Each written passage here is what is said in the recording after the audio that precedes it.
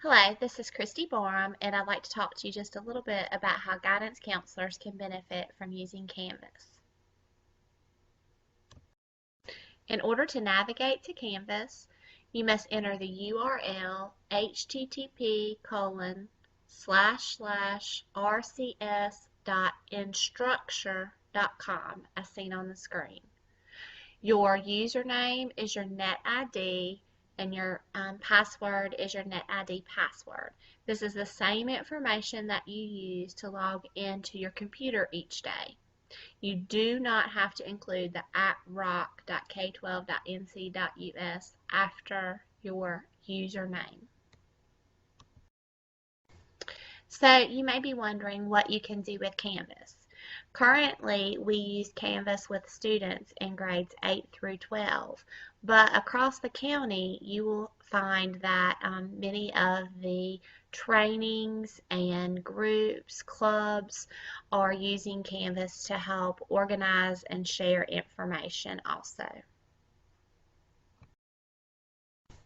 One way that Canvas can be used by guidance counselors is as a platform for collaboration. Canvas can be used to share resources if you're working on a particular program or event and you know that multiple people across the county are working on similar programs, then you can create modules or places within Canvas, within a Canvas course, to house resources that you can share. And so in this case, the example on the slide is for ACT, SAT practice. You could compile places where you found questions of the day or practice questions, information, PowerPoints that you're using with students that when you go into classrooms or any type of resource that you may be used for this particular program. Also, it could be used for digital citizenship lessons or for elementary lessons that you're teaching. You could have units broken up and sharing resources and lesson plans within one Canvas course also. Canvas courses or Canvas shells give you a place to have group discussions. And the great thing about these discussions is that you can save them and people can easily access the discussion thread and go back to that conversation.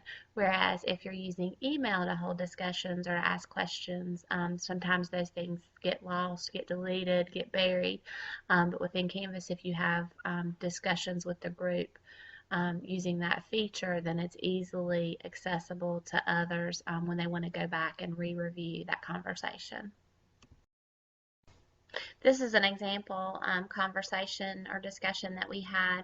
We first got Chromebooks in the high school. We needed to know what to do, or we needed to have ideas for what to do for students who had broken their Chromebook or didn't have one yet or didn't have a Chromebook just with them that day. And so we had a discussion where teachers just kind of gave ideas about alternate assignments that didn't require a lot of preparation on behalf of the teacher, but could be kind of standing assignments that they could pull out of their hat for students who didn't have the Chromebook if there wasn't an opportunity to do like a peer collaboration or group assignment. So this was really helpful, and this is just one example of the types of discussions that you can have. I use it often for Q&A if we have a new program going on and people need a space to ask questions that I know other people are going to ask, then Canvas discussions is a great place for that Q&A to occur so that others can go in and see, oh, has that question been asked and answered already? So kind of like a frequently asked question thing for your department, for your group. So that's just one of the great ways that you can use Canvas discussions within your own PLC. If your school has a faculty Canvas course, or if you're in a middle school or high school and you have student Canvas courses, Canvas can be a great platform for sharing resources, information with staff and students.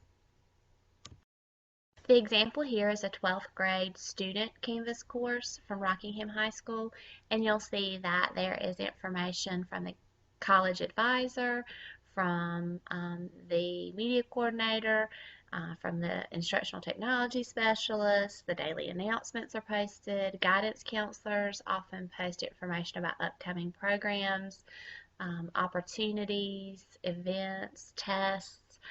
So Canvas in the middle school and high school especially can be a great place to share information and resources with students. Also, if you have a faculty course, this is the place where you could share information and resources with your faculty. Canvas provides an opportunity to empower students and empower parents. Knowledge is power, and Canvas provides a wealth of knowledge to parents about what's going on in the classes. Please inform parents of students in grades 8 through 12 of their ability to become parent observers in Canvas. They can access grades, assignments, announcements, course resources, and see all activity their child has had within each of their Canvas courses. The remaining slides are for high school guidance counselors only at this time. Middle school guidance counselors may benefit, but only in the cases of teachers in your middle school who are using Canvas on a daily basis and are using Canvas to record daily grades. In order to find a course or user, you're going to log into Canvas as previously discussed, and then hover over Courses and Groups at the top of the page. Go to Managed Accounts and you should see your school. You may search for a particular course by course name or course code, and also you can search for a user, either a student or teacher. Notice that you have the ability to filter those searches by the course term. When you are searching by course, you will get a list of courses that match all the terms that you entered. There is a particular naming code for the term. Notice that first semester for 14-15 had T, meaning term, 14-15, the school year, and then 1 for first semester. Second semester would be T14152, and year-long classes T14153. When viewing the gradebook, you may see more than just grades. Check marks mean something was marked as graded but just complete. An icon that might look like a document or a file just means something has been turned in but not yet graded.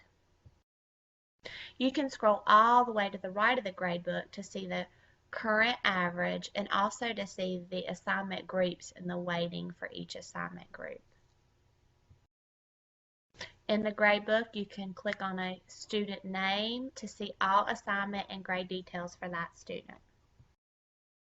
Take a moment to look at this screen and see the information that you will see when looking at an individual student's grade.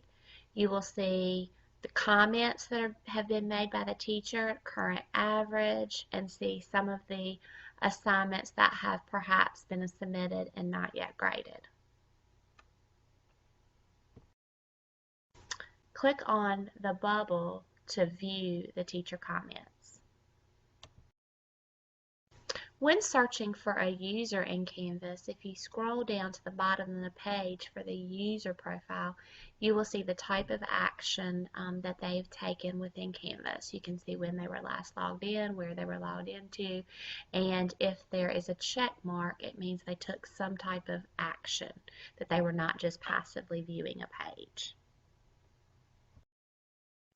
To create an announcement, you open the course that you want the announcement to be posted in, and then go to Choose New Announcement on the right-hand navigation bar. Add a title, and then compose your message. Notice that you have an editor box, a text editor box, just like ones you see in other web applications with the same features, and you have the ability from the right hand side to add files or to add images into your announcement. Once you're satisfied with your announcement, you can choose to delay posting if you want it to post at a later date or later time, and then also hit save. If you have additional questions or would like additional training on using Canvas, please contact your school's ITS.